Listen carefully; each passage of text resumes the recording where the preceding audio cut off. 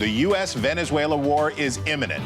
Well, sort of. I sort of have made up my mind. I mean, I can't tell you what it would be, but I sort of made up my mind. Dubbed Operation Southern Spear, a growing buildup in the Caribbean looks poised to change its mission from killing suspected drug runners to what some say is the beginning of a regime change effort, a notion the White House is doing little to dispel. The United States is under attack from organized criminal narco-terrorists in our hemisphere. As polls show the mission to be unpopular and Congress agonizes over a lack of authorization, it's still a welcome change for an administration that has had a very unhappy couple of weeks. I will sign the discharge petition right now to release the Epstein files. With the shutdown over, the first order of business in Congress was forcing a vote, which could come as soon as Tuesday, on the release of the Jeffrey Epstein files. But Democrats didn't wait to inflict political pain, releasing emails, including one from 2011, in which Epstein said the future president had to have known about some of Epstein's sex crimes. This is another distraction campaign by the Democrat and the liberal media, and it's why I'm being asked questions about Epstein. The fate of the Epstein bill in the Senate and with the president's veto pen still to be determined. Also, still TBD, tariffs. A voter backlash in off-year elections over high prices has the president ditching some import taxes on some staple food items. And now, talk of stimulus checks. When you add the fact that I'll be giving back $2,000 or so to middle-income people, low-income people. Let's get into all of it. With us today, Chairman of the House Intelligence Committee, Rick Crawford, with the latest on South America. Congressman Joe Morelle, a ranking Democrat on the Appropriations Committee, which is now set to fight over the next spending bill and health care. And something to feel thankful for. Professor Allen Guelzo is here to pull a golden thread from our founding to today through Abraham Lincoln's Gettysburg Address. All that and our best in the business panel of journalists. The Hill Sunday starts now.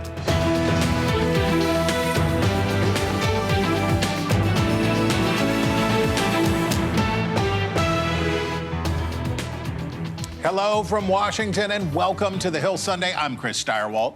The U.S. military has attacked at least 21 vessels off the coast of South America, killing at least 80 people who the White House says are foreigners and drug traffickers. Now the Navy's largest aircraft carrier is patrolling the region, with President Trump suggesting strikes on land-based targets may be imminent, with some proposing the U.S. should topple Venezuela's government. But bipartisan anxieties about the mission and its legality are mounting. New reports on a Justice Department memo defending the president's stance and suggesting that a potential chemical weapons threat could provide justification without congressional approval. The memo also offers possible legal defenses for sailors if they are subsequently prosecuted for carrying out unlawful orders.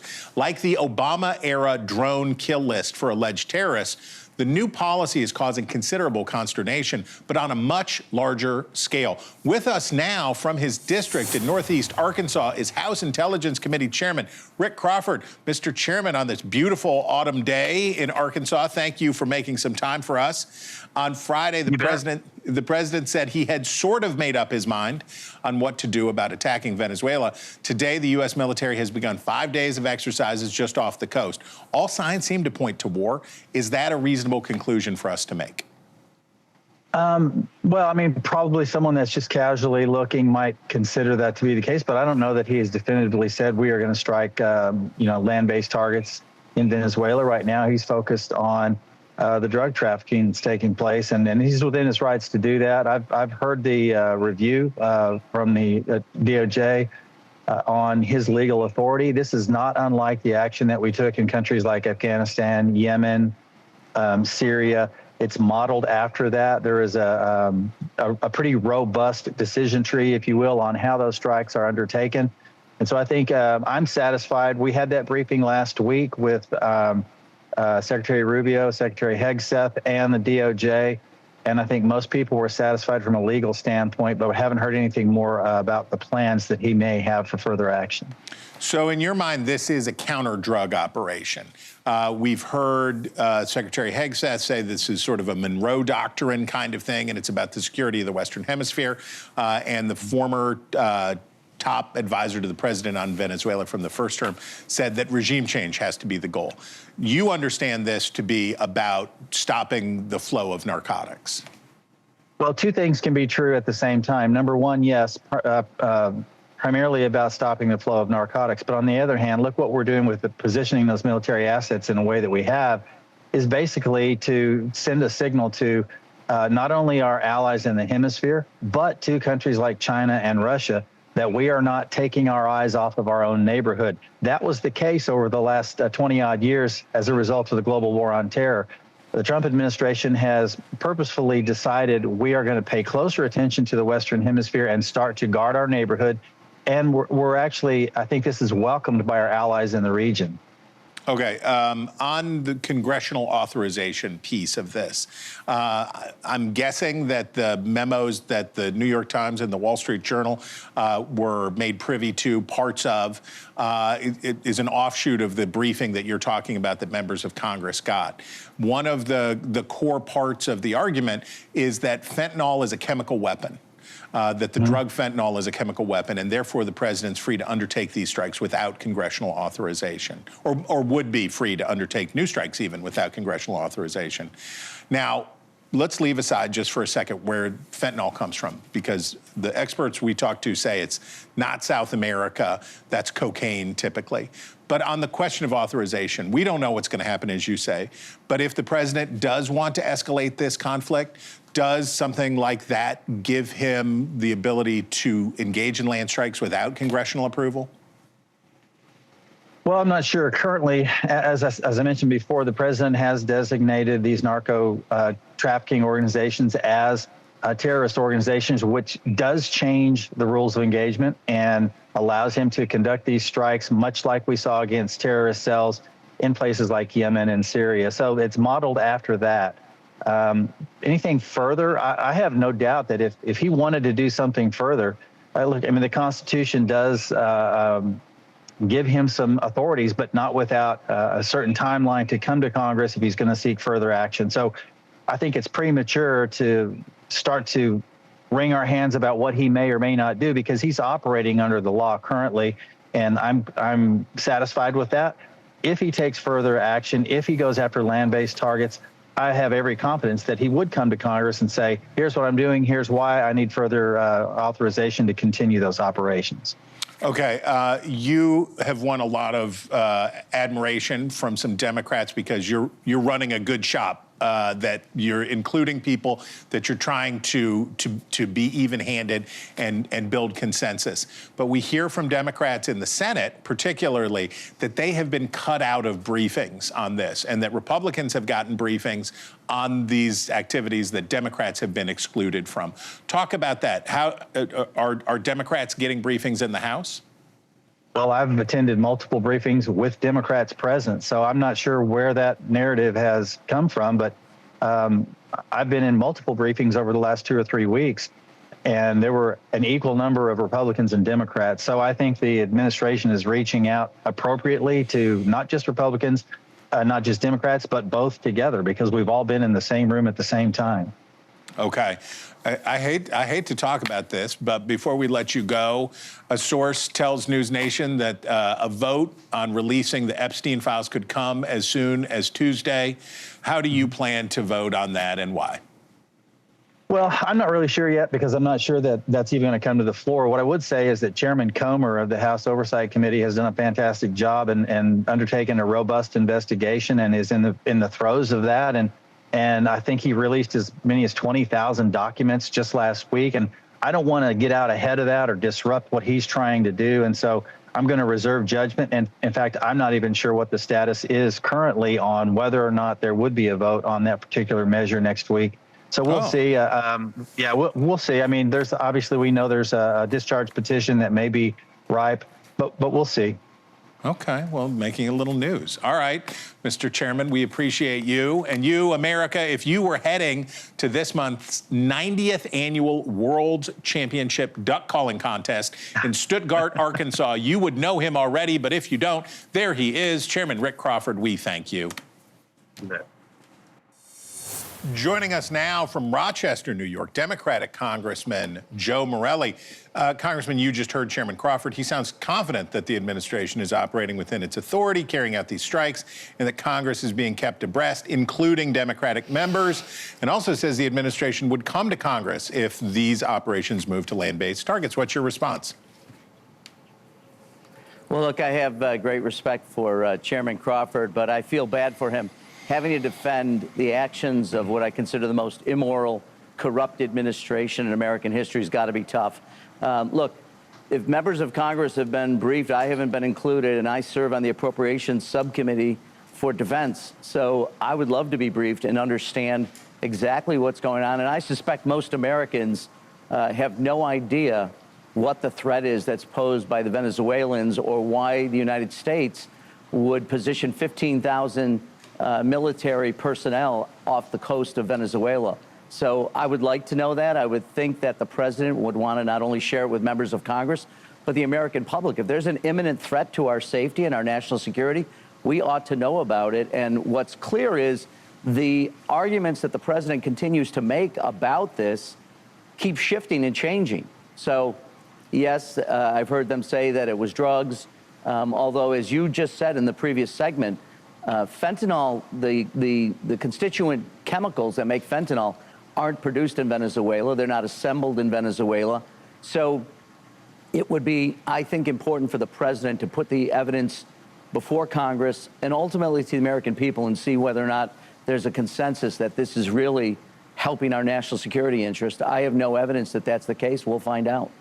Okay, I want to ask you about something else he said, which is he cast doubt on the reporting that there's going to be an Epstein file release vote on Tuesday or very soon. He indicated maybe that wouldn't take place.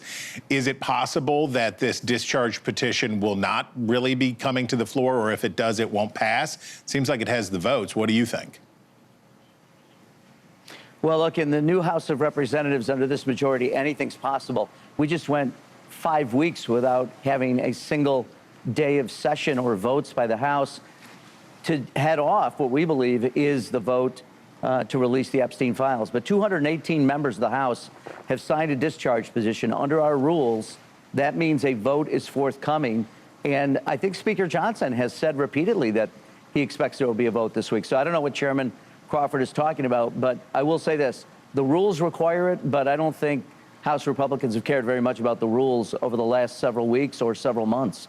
But I expect it will pass, and I expect it will pass overwhelmingly with dozens and dozens of Republicans voting for this bill.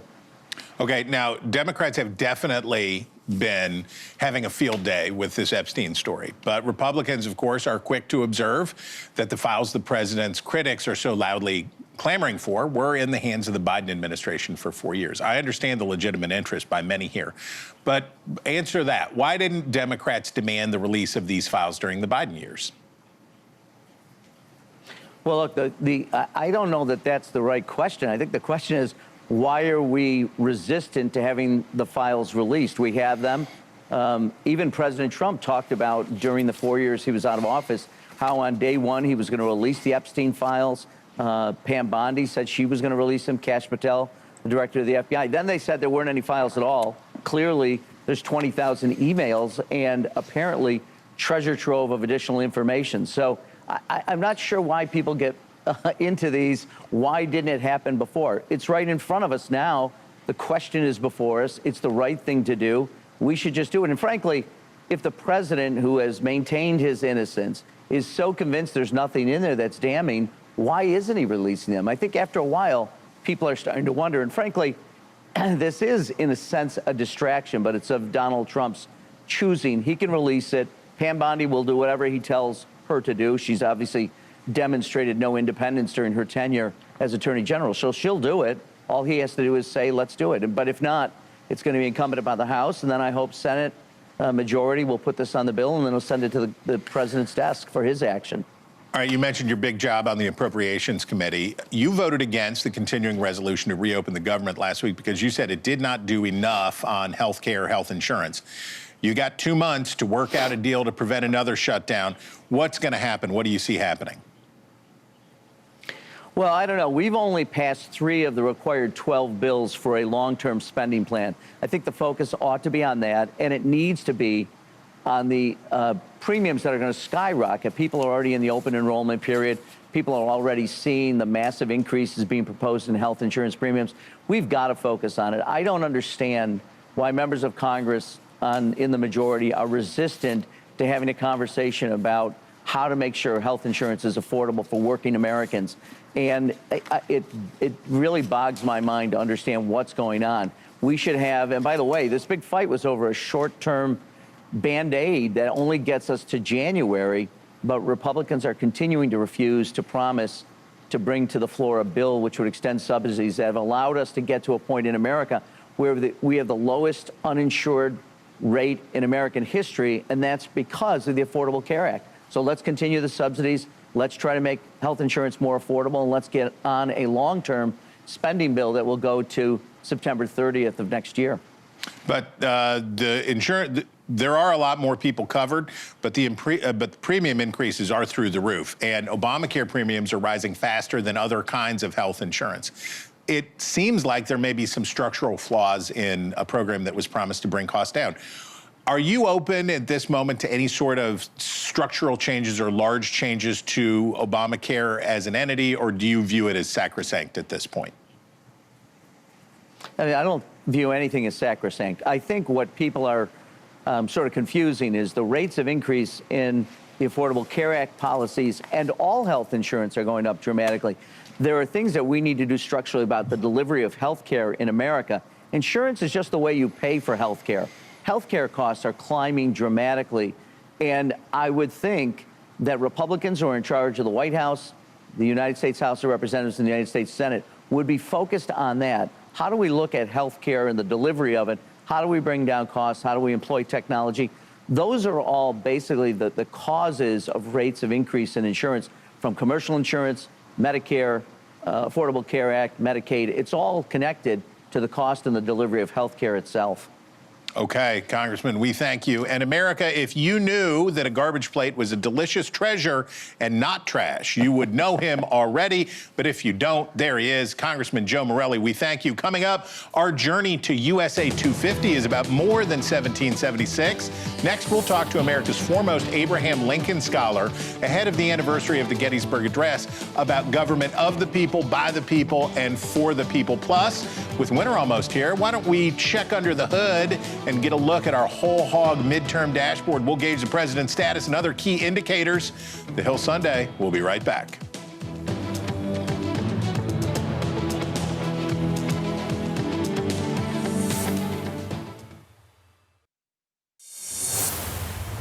In July 1863, word reached Washington that Union forces had won decisive victories at both Gettysburg, Pennsylvania, and Vicksburg, Mississippi. Cheering crowds marched up Pennsylvania Avenue and called on President Abraham Lincoln to give a speech.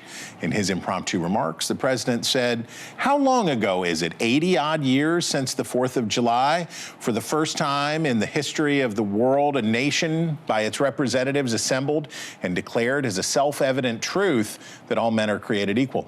Does that sound a little familiar to you? 4 months later, when Lincoln stood on the stage in Gettysburg to dedicate a national cemetery for the men who had died there, he picked up on that theme, but perhaps in language a little more magisterial. It was 77 years, not 80-odd years, and it was our fathers on this continent, not a nation by its representatives, but the spirit was the same. A nation conceived in liberty and dedicated to the proposition that all men are created equal. As that nation prepares to celebrate 250 years of independence, we should acknowledge the role that victory in the Civil War and Abraham Lincoln himself had on cementing the principles of the founding and reshaping them too. And there's no better time to consider the importance of Gettysburg than today as we approach the 162nd anniversary of that speech this week. And I will tell you one thing for sure, there is no person better for that work than Allen Guelzo, professor of humanities at the University of Florida. And I will tell you right now, the most esteemed Lincoln scholar alive today. Professor, thank you so much for being with us. How did Lincoln's speech... Well, thank you. How did Lincoln's speech, certainly humble compared to the great orators of the day, go over? And I don't mean just as a performance piece, but this big idea that the purpose of the Civil War was the abolition of slavery. I know the Emancipation Proclamation from earlier that year had not been, shall we say, uncritically received by many in the North. There's a legend out there that Lincoln's speech at Gettysburg was not well received, that it went over very badly, People didn't even realize that Lincoln was finished when it was over. There was an awkward silence, a little smattering applause, and Lincoln is supposed to have turned to one of his associates, Ward Hill Lamon, and said, "That speech won't scour." Well, Ward Lamon told a lot of tall tales about his association with Lincoln, and everything that we have been able to find out from people who were there at the time, from the reporters, the journalists who were there covering the event, was that the response of the people was immediate, and it was enthusiastic. And not only for the people there, but as soon as the transcript of Lincoln's comments was published the following day in newspapers across the country, an immediate response. Henry Wadsworth Longfellow read it over breakfast and sat down to write to his own editor and say, Lincoln's comments are simply sublime. So it made a mark right away within a year. Within a year. It was being anthologized in school textbooks for kids in school to memorize. So the impact of that address, even though it's only 272 words long, was lasting. It was immediate. I tell people all the time, no one has ever said it was a good political speech, but I wish it had been longer. If only they had gone on a little longer. Abraham Lincoln definitely set the mark on the idea of this new birth of freedom, on this idea of saying what the point of the Civil War was. How receptive were people to that, and how significant was that? One senator from Massachusetts, Charles Sumner, made a comment that I thought spoke for a great many people. He said that Lincoln at Gettysburg had made the remark that the world would little note nor long remember what was said there. And Sumner said, on that point, Lincoln could not have been more wrong. Not only will people note, not only will they remember, but, Sumner added, that speech was even more important than the military victory that was won at Gettysburg, because it articulated in the clearest and the most succinct fashion what was at stake in the American Civil War.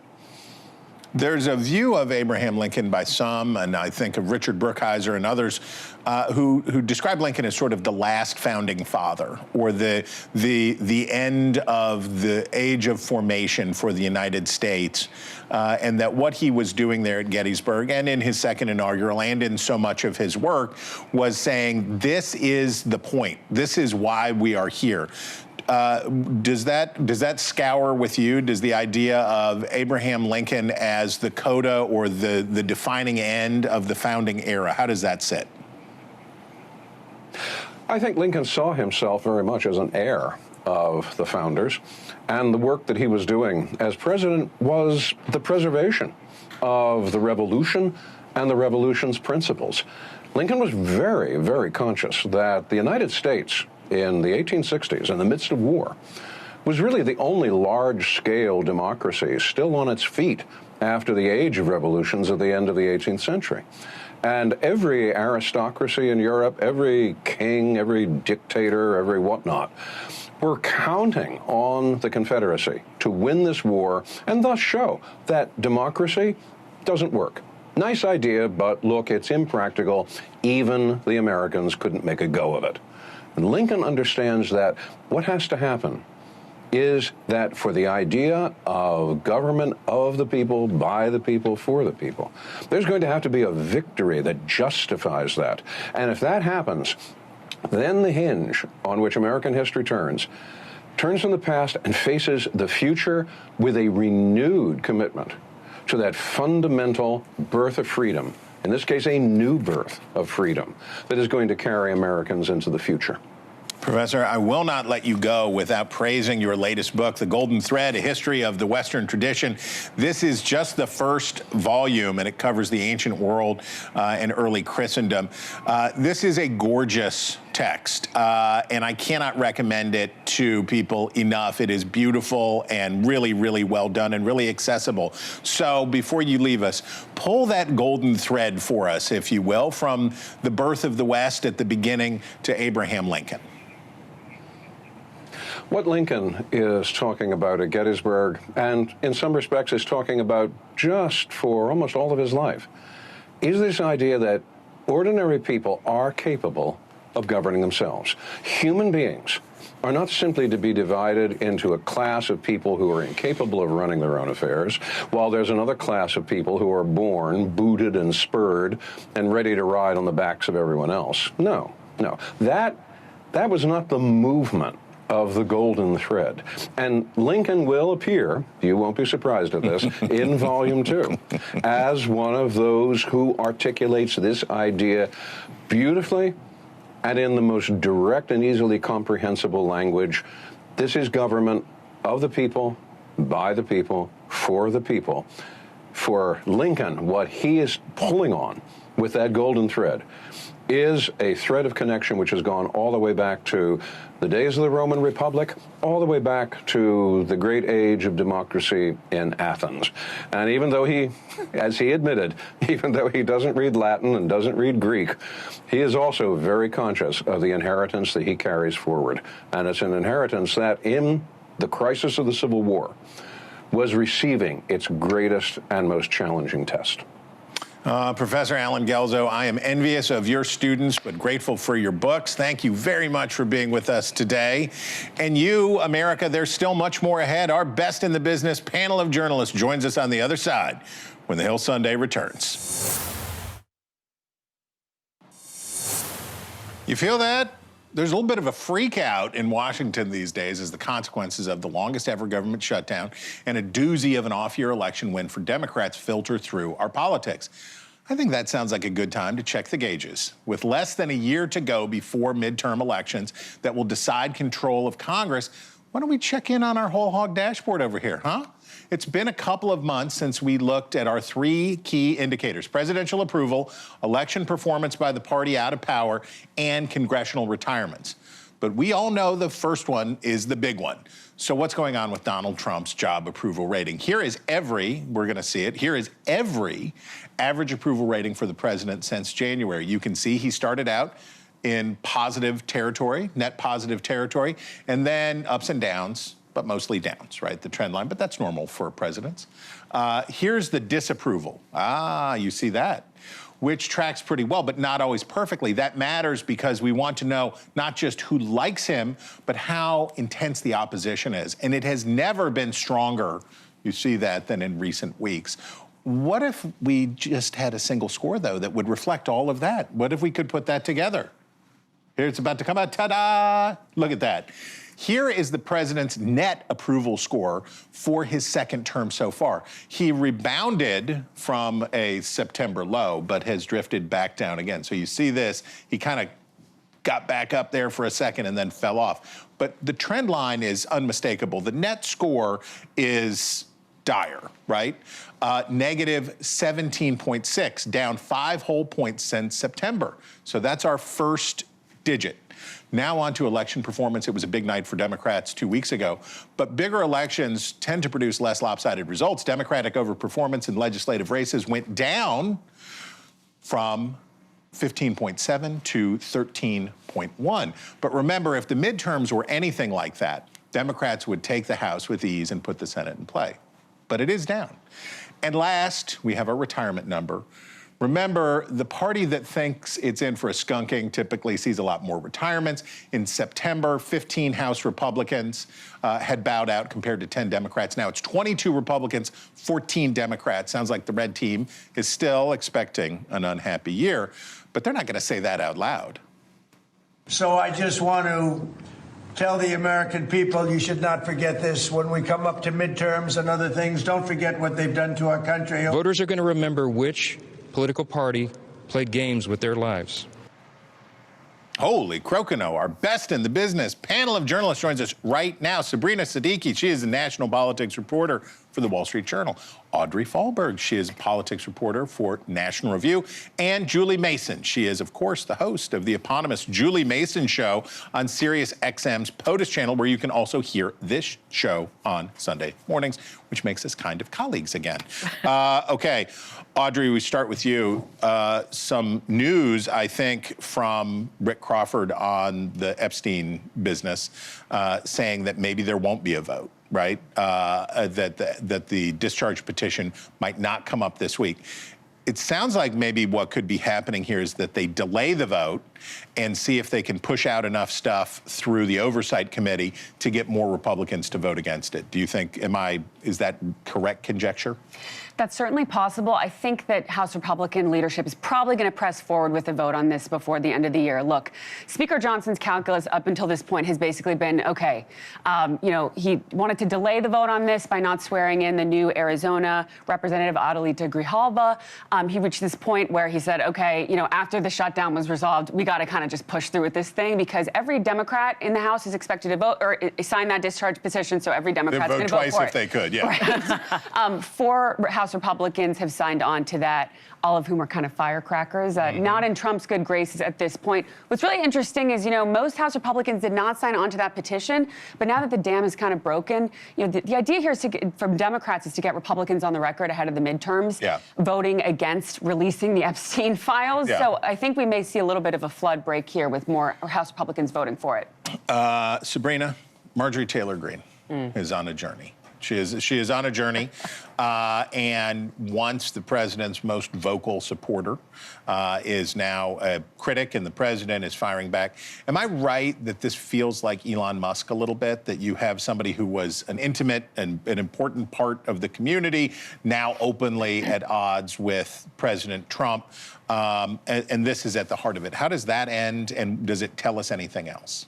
I mean, she's certainly been on a journey, as you pointed out, and I think that there have been several areas where Marjorie Taylor Greene has expressed disagreement now with the president, whether it's around the release of the Epstein files, whether it's around the need to extend the Enhanced Affordable Care Act subsidies or do something on health care as we approach this cliff.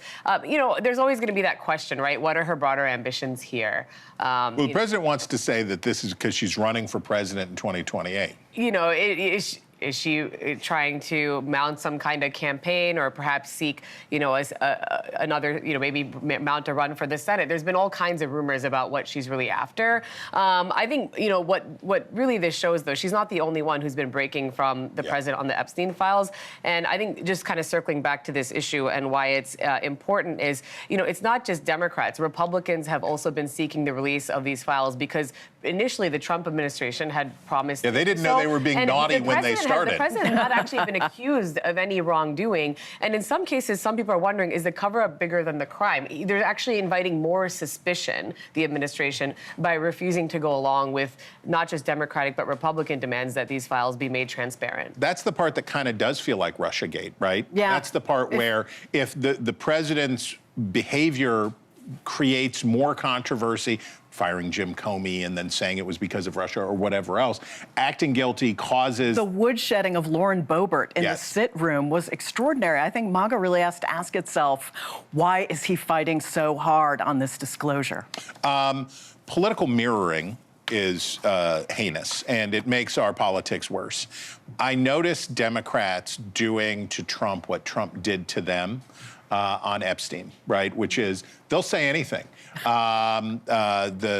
Senator Murphy from Connecticut basically said, well, he's at the center of a child sex ring or whatever. So they're just throwing stuff out there. Where'd they learn that? Yeah, where did they learn that? Talk about, and we saw it with Gavin Newsom on dank meme usage, mimetic warfare, but talk a little bit about how Democrats have embraced this sort of Trumpian tactic. They have, and they want this to be a slam dunk. Actually, both sides do. Yeah. Right? Because the right wants this to be a full exoneration. This just proves President Trump was not involved. The left, well, let's take it to court and indict him on what? It's just not there yet. But they've created this expectation, right, among Democratic voters and the hashtag resistance that this is going to get it done. It's just not there yet. It's giving Mueller vibes. It really is. You know what? It's giving Benghazi vibes. Oh! Deep cuts. The deep cuts. This is why we love Julie. Okay, Sabrina, we love you because you work at the Wall Street Journal. Well, for many reasons, but because you know things, especially as it relates to the intersection of politics and the economy. Sure hope so. So the argument from the administration about dropping tariffs on popular food products, coffee, seems to undercut their argument at the Supreme Court. Right? They have an argument at the Supreme Court where they say this is the trade imbalance is an emergency. The president needs these extraordinary powers to set tariffs in order to do this, unless we lose an off year election in 2 states, and then we need to drop those tariffs. Talk about the administration's tariff position now. Well, this is precisely why it's been challenging for the administration to defend its tariff policy before the Supreme Court, because there have been mixed messages, that are borne in part by the political fallout, which is that consumers are increasingly bearing the brunt of these tariffs. There's at least some data from Harvard Business School showing that there's been a 5% increase in the costs of goods due to the tariffs. Now, I think what was troubling for the administration is that the Supreme Court generally did seem skeptical of their argument that this is, in fact, a national emergency. The Supreme Court tends to be deferential to the president when it comes to matters of national security and foreign policy, but we heard Chief Justice Roberts actually suggest that this is effectively a tax on the American people, and just question, the administration's use of the particular law that they've cited, which has not previously been used to levy tariffs, and the idea that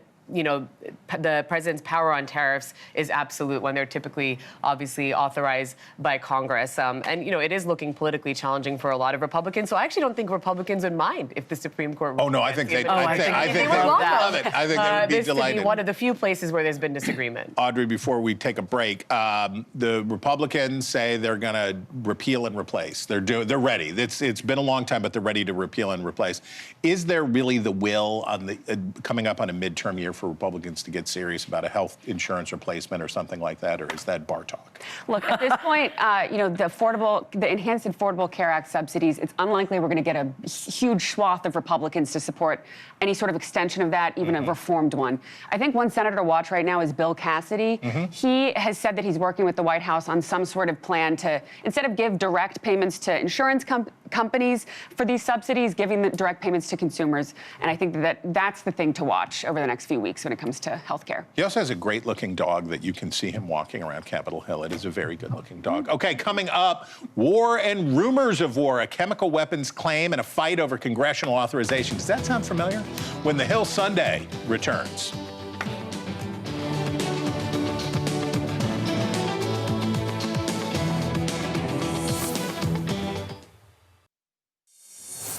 Lucky for you, our best in the business panel of journalists joins us yet again. Julie, we begin with you. I want you to look at this poll from Reuters. This is for Reuters from Ipsos. 29% of Americans say they support U.S. strikes on alleged drug boats. 51% opposed. 20% unsure. 58% of Republicans say that they support the strikes. That's for a Trump policy. 58 is low. It is low. Right? That's low. The American public, one of Donald Trump's biggest selling points was no more forever wars. We're going to do this stuff. Doing this seems contradictory, to say the least. What's the read? Yeah, well, obviously this seems like a Marco Rubio deal, but the problem is the administration has not made the case. They haven't made the case up on the Hill. Right. They haven't made the case to the American people. I think that if he did try to make a case, he could move some of those numbers, but they don't feel like they have to, and I do not understand that. Well, is it because of that inherent conflict with the message? Probably. That you have to make a Bushian kind of argument? Right, like the doctrine of preemption. Yeah. But he also said recently that he himself defines what MAGA believes. I don't think Marjorie Taylor Greene. I'm not sure that everybody agrees. No, not everyone's on board. That everybody agrees with that. Oh. Okay, Audrey. You heard Chairman Crawford talk about this. Republicans are talking about this, parallel to Barack Obama's drone kill list, and that the extraordinary authority of the government to kill people, in Obama's case, even some Americans, or at least one American. But that was under the authorization of the use of military force that came out of 9/11. What's the authorization here? What is under what grounds can the president kill people on the high seas? Well, he has a very expanded understanding of executive power. He clearly doesn't believe he needs a congressional authority to do this. There was a Democrat-backed effort in the Senate to try to restrict his efforts to be able to attack Venezuela. That was stifled by Republicans. Only 2 Republicans signed on to that. Lisa Murkowski, Rand Paul. Another one who didn't, but who is kind of very wary of what Trump is doing, is Todd Young of Indiana. I think the biggest thing to watch here is, clearly part of this is driven by his eagerness to create stability in his own hemisphere. But also part of this, as I understand it, is, now that he's kind of controlled the flow of illegal immigration at the southern border, part of this, it is this law and order kind of message, cracking down on drugs, right? But I think one of the problems privately that congressional Republicans are worried about is, what's the end game here? Is it regime change? They're saying they're just focused on narco-terrorism, but how long is this going to keep going? Okay, Sabrina, question for you is the military industrial complex, or however we want to think about this, was very nervous about Donald Trump, but they seem to be digging it now, right? He is expanding the U.S. footprint, doing more and more militarily. One of the things he's doing is he's going to resume, he says, nuclear testing, which is something the United States has not done since 1992. Some notes of alarm this week on this question, because the Chinese ruler Xi Jinping has cleaned house in their military, and there's anxieties about their nuclear program and what may be going on there. Now people are urging the president to not undertake these nuclear tests for increasing the threat. What do you think? Well, I think that the president's kind of vaguely worded call to resume nuclear testing did kick off a lot of alarm bells among arms control experts. It was also confusing because he said he was directing the Department of War to do it. It's not typically the Pentagon's responsibility to oversee that's energy, right? Nuclear testing. Exactly. And look, the United States was the chief architect of the test ban treaty. So the primary concern that I'm hearing is if the U.S. is to abandon restraint, then it's not just about kicking off a nuclear arms race. It could really create a destabilizing effect around the world. That there's just more and more and more. The president talks about, he loves the nuclear. He talks about the nuclear in the Senate. The nuclear in the Senate, the nuclear here. How seriously should we take this? Pretty serious. I mean, at first I thought it was just something he said before he met with Xi Jinping, like sort of a little saber rattling to set the tone. But he doesn't seem to have come off it. And that's concerning. And those tests are concerning. Well, there's a cheery note to wrap up our time together this Sunday. Be concerned about nuclear testing. Ladies, we thank you very much for being with us. You guys are a treasure. Okay, panel, thanks for being with us. And you, stick around. It's a pipeline. You'll see what I did there. Your almanac is next.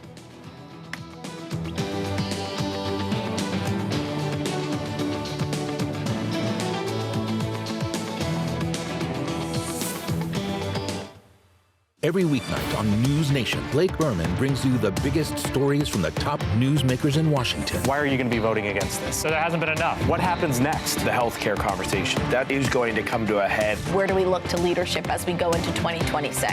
NewsNation's The Hill, weeknights at 6, 5 Central. News for all Americans.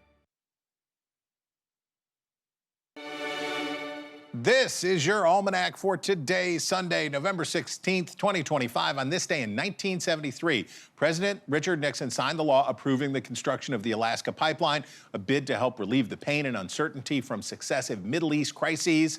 The last frontier would be a new frontier for American petroleum independence. The first result? A boom for Alaska. By the time the pipeline was completed from the North Slope to the Pacific 4 years later, 70,000 workers, largely from the lower 48, had been hired for the job. But this wasn't the first rush to the frozen tundra. In 1896, they struck gold in the Yukon, kicking off a mad dash to the area by fortune seekers. But the easy money wasn't in the bottom of a pan, it was in fleecing the amateur prospectors. The gold rush town of Skagway was home to many notorious con artists, but none so famous as Jefferson Randolph Smith, known as Soapy by his friends and victims, for an infamous scam involving a rigged lottery around bars of soap he was selling to some very dirty miners who probably needed a bath. It was the basis for a criminal empire that relied on controlling local authorities through a combination of bribes and threats. His success spawned imitators among early 20th century crime lords, including Scarface himself, Chicago's Al Capone. But unlike old Soapy, who was killed in a Skagway shootout, Capone lived long enough to be brought to justice. Fitting, then, that it was also on this day in 1939 that Capone was finally released from prison because of his ill health.